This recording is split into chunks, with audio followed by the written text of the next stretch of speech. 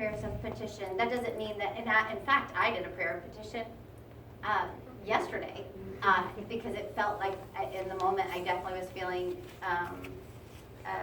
like a victim, and my prayer sounded like it. And I said, come on, help, I just need help. And the reminder is a reminder that Michael Beckwith talks about help as hello, eternal, loving presence. So it's a recognition that all we need do for that help is to relax, acknowledge that the help is there, and it flows in to and through us. We pray from. We don't pray to in unity, we pray from. So the recognition is that what we are doing when we pray is we are raising our consciousness to that awareness of our oneness with each other and that awareness of our oneness with God. So we raise our consciousness to that space, and then we speak from that space, because from that space there is such power to our words. And that is what in unity we call affirmative prayer, and that is why we affirm from that space. We affirm the things, the truth with a capital T. So I invite you to do that with me now. So we'll close our eyes. And I invite you to take a breath. And tell our mind to relax. Heart, relax. In this moment, there is nothing I need do. In this moment, I can feel the perfection that I am coming to the surface. As I make my intention to know the truth arises.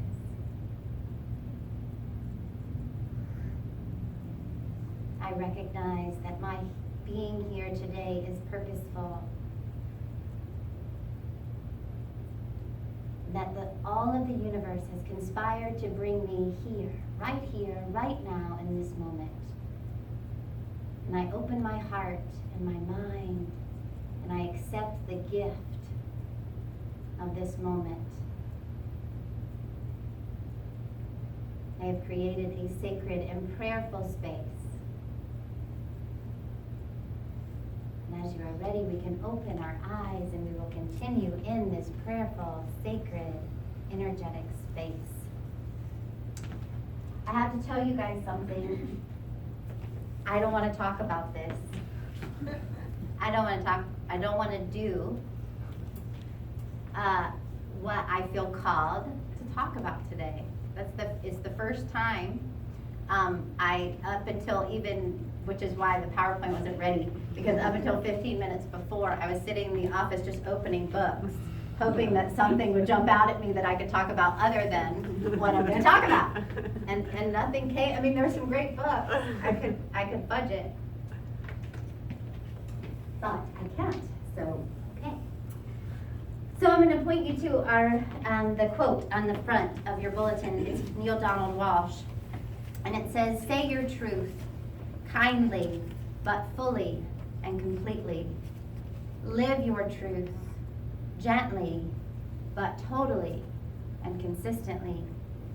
Change your truth, easily and quickly, when your experience brings you new clarity."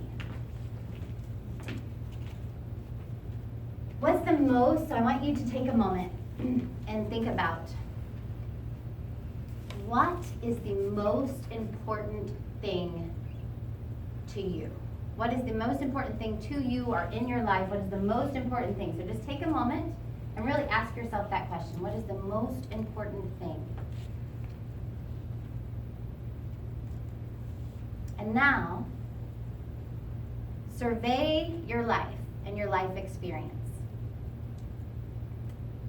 Does what you spend your time and your resources on reflect that most important thing?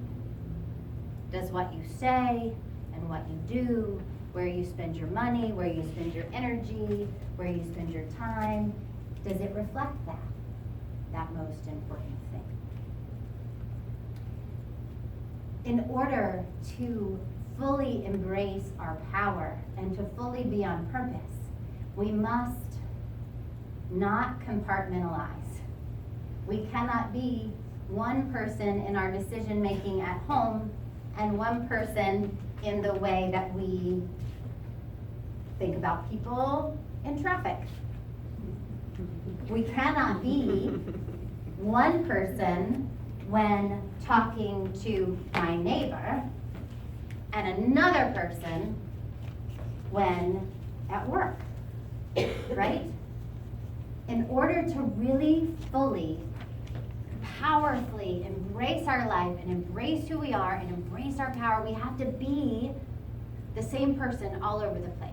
And we have to, what's important to us in one space has to be important to us in all of the spaces, right? Several years ago, I felt called. I felt called to step out of the news. And so I am an uninformed person in that way. And when I first felt that calling to step out of the news, I had a lot I did not want to answer that calling. Because what I believed about people that didn't pay attention to the news was that they were the problem. And yet, the call was to stop paying attention to the news. And I did, and I answered the call. And I can tell you that it's worked really well. And I thought it was going great. And I didn't think that it needed to change. But apparently it does. Because I got the call on Wednesday of this week that I was supposed to watch again, that I was supposed to be a part of it again. And I haven't done it yet, but I'm almost there.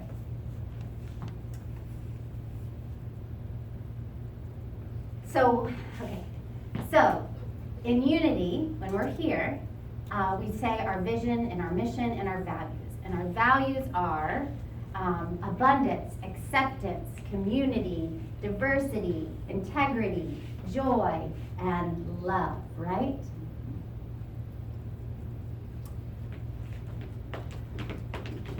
So, one of my teachers is running for president. And she did not run it by me. I didn't know that this person was going to be political. And in fact, when I started at my first out of the gate at Unity spiritual leader experience was that I did a 8 to 12 week series on her book, A Return to Love. And she was not talking about running for president when I did that. And I have intentionally, purposefully not talked about politics. It's been very intentional because that isn't, I felt called not to. And this week, I got a different call. And I tried not to answer. Well, no. At first I was like, yay, because I felt the call, and I love the feeling of a call. Have you gotten a call before? Have you ever felt called before? It's very exciting. You're like, oh my gosh, I can feel something. I can feel something's about to happen. The day before, I was in meditation, and I got the knowing that I was about to go on a journey, and I thought, oh my gosh, I'm going to go on a journey. and then I got a text right after, and or a message on my phone, and the message on my phone said that it was raining somewhere in India, and my first thought was, oh my God, I'm going to go to India. But this is what I realized is that, okay, so yeah, that was my first thought. And then the second thought was, it's raining somewhere in India. Like, here I am, standing in my house in Wisconsin, and somewhere there are people who don't know me, who I've never met, and it's raining on them in India. And I don't quite know what happened other than that it was this deeper realization of life isn't about me. You know, it's not about me. One of my favorite things is that no matter who I am or what I do or what I try to accomplish, to my children's friends, I am Kai and Connor's mom. They don't know my name. They don't. They don't care what it is. They say, Kai and Connor's mom, can we have a popsicle? Kai and Connor's mom, can we come inside? Kai and Connor's mom, and I love it because it is my reminder that no matter who I am, no matter how important I am, I'm always just going to be a supporting actor in somebody else's story, right? I'm not the main character. So then the next day, so it says you're going on a journey. I get the India thing, this realization that life isn't about me, and then the next day I'm talking to my mentor, who is also a Unity minister, and we always he's got amazing wisdom and counsel, and he never brings up things that are going on for him. That's not what happens in our calls, because he's there to kind of be my advisor, and I will ask him how he is, but he rarely shares too much. But on this call, he said, you know Marianne Williamson is running for president, right? And I said, yes, I do. And he said, I feel called. I feel like I'm supposed to do something. And have you read the book yet? And I said, no, I'm not reading the book because I'm not doing politics. That's not what I'm doing right now. So no, don't have the book. Only book I don't have of hers, not getting the book. And once we got off the call, I got an email that this was on the way, that he had sent it to me.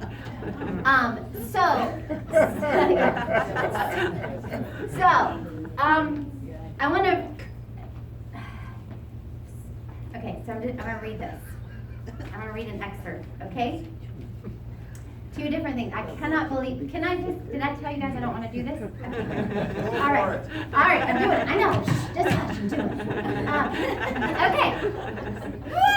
Yet what America means is open to interpretation. To some people, America means a bright spot of freedom and liberties whose shadows and mistakes are secondary to the exceptionalism of our first principles.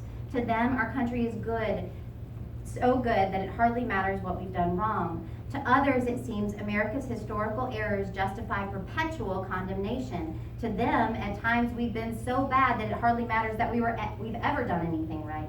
We won't be led through the storm of this moment, either by those who love this country blindly or by those who condemn her blindly, for the blind cannot see. The guiding light of America's destiny is neither blind to our problems nor blind to our potential. We will be led through our current storm by the inner light of a more sophisticated, compassionate understanding that America is a continuing narrative. Like any of us, it isn't a finished product yet, nor will it ever be. A nation is continuously moving through time, like a novel whose ending can't be foreseen. What we need now is a deeper understanding of what came before, and a deeper commitment among us to write well the chapter that is ours. A lack of love is the level of the problem, and a lack of love is the level of the solution. Only when we realign our politics with our deep universal values will the forces arrayed against us fade away. In the words of Albert Einstein, the problems of the world will not be solved on the level of thinking that created them. Political issues are moral issues. War and peace are moral issues. Economic injustice is a moral issue. Mass incarceration is a moral issue. Unfair tax laws are a moral issue. Racial inequality is a moral issue. Breaking treaties with native tribes is a moral issue. The neglect of America's children is a moral issue. Global poverty is a moral issue. A self-perpetuating war machine is a moral issue. Putting immigrants in cages is a moral issue. The question is not simply what we should do about such problems. The larger question is, who are we that such problems even exist among us? And who do we have to become in order to solve them? Whether for an individual or for a nation, every crisis comes with two things: a reflection who we have been and an invitation to become who we need to become. And that is where America is now. We need to reach for higher ground that on which we've been standing over the last few decades. Nothing less will heal our country. Separating politics from the deeper questions of our humanity leaves us dangerously fractured as a civilization. America needs to atone for some mistakes of our past and make serious amends. We need to be willing to do things differently moving forward, and we need to take a brutally honest look at how certain concepts left over from the 20th century do more to corrode than to advance our democracy. A new kind of America, a new kind of thinker, and a new kind of citizen needs to arise now and quickly. She said, so here's the thing. I couldn't believe it, guys, because this is what I want to say is this isn't about politics. It's not about politics. It's not. It's about our values and what we value, and us reflecting those in all of our decisions and in all of our choices and in all of our economic policies and in all of those things. And here's the thing, the spiritual seeker, look, here's me telling you, I've not been listening to the news. I haven't been watching this stuff because I have thought what is important is personal transformation. The way that I can help the world is to take care of what's in here and then follow my guidance. I didn't realize the guidance was going to be that I had to do this when I signed up, or I might not have done it, but that's the point. The point is that we can't leave the truth is that who we are needs to be reflected in everything we do and in everything we say and in all of the arenas of our life. And so what I will suggest, I am certainly not, I don't know, maybe I am. What I know is that love is the answer. Love is the answer. And that sounds, and look, I don't want to say it because it makes me feel, okay, let me tell you this. So I was, and this was a Unity instructor. This is a Unity instructor. A Unity instructor said, I couldn't believe it. We were in my class, so it's an online virtual classroom, and so these are all people that are going through the ordination process. And the Unity instructor, they talked about the debate, the Democratic debate. And she said, I was so disappointed in Marianne. She kept talking about love. I know, but I couldn't believe that she said she was disappointed that she kept talking about love. But what I knew immediately when she said it was that was me. There is a part of me that doesn't want to tell you that I believe love is the answer to everything, because I don't want you to think that I am an airy-fairy, crazy cuckoo bird. You know what I mean? Like, I don't want you to think that. I don't want you to think it so much that often I'll stand up here and I'll talk about love, and then I'll read from a scientist and go, but see, the scientist says it's true. So you don't have to just take my word for it. It's really real, right? What I recognize is, and I love my instructor, and she's amazing, and she's probably had a realization afterwards, but what I know is that is my, I have a fear of being seen as that, of being seen as a person that is unaware and Pollyanna, and not realistic and not intelligent. I have a fear of those things. And so I don't, it's hard to say that love is the answer in politics. And it's hard to say that, and it is the answer. It is the answer. Love is the answer. Love is the power.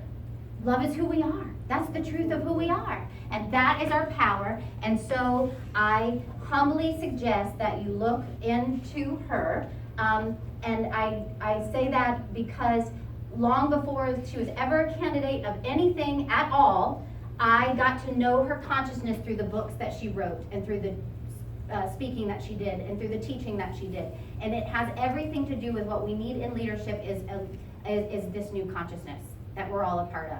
And I think that part of our work is to be willing to talk to people about love and talk to them about the answer and not worry so much about what they're going to think of us, right? Mm-hmm. So, okay.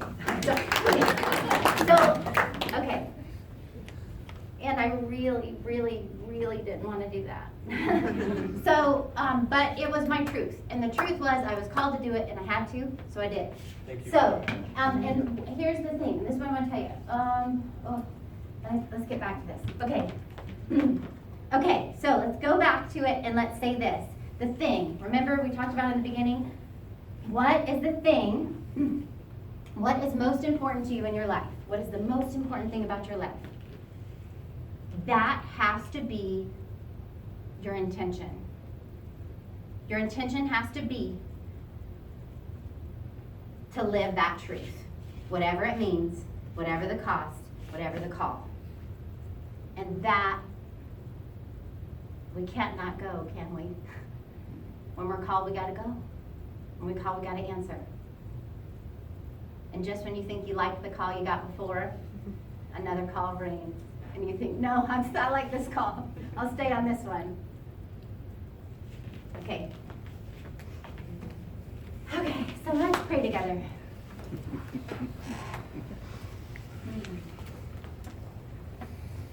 moment, I would like for you to lend your consciousness to our world, to our neighbors, to our family, to the people we've never met, to the people who got rained on in India the other day, all of them. Let's lend our consciousness to love.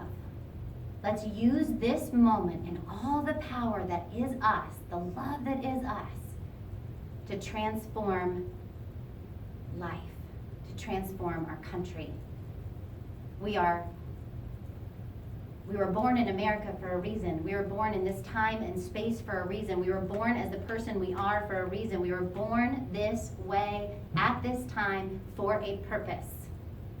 And let's embrace that. Let's lend our power to that. So close your eyes and breathe. One more breath.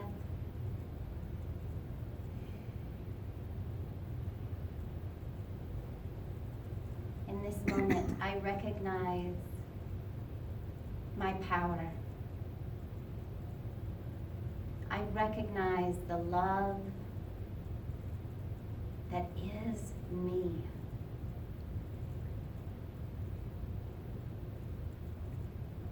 And in this moment, I give it away. My intention is to be of service to something greater than myself, greater than my individual life.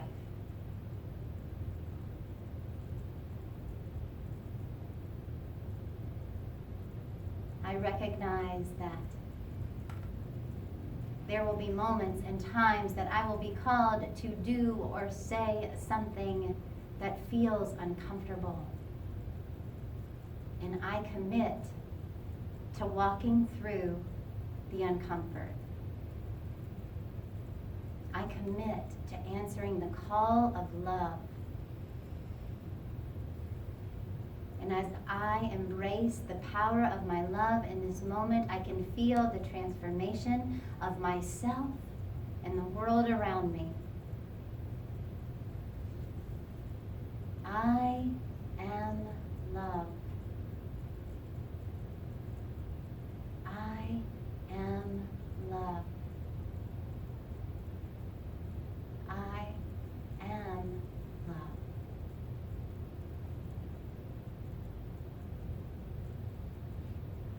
And I breathe out love to the world.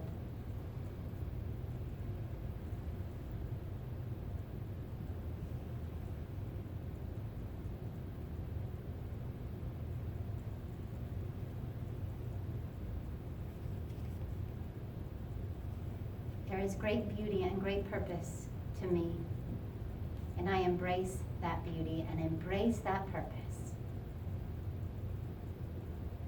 And so we continue. As we are ready, you can open your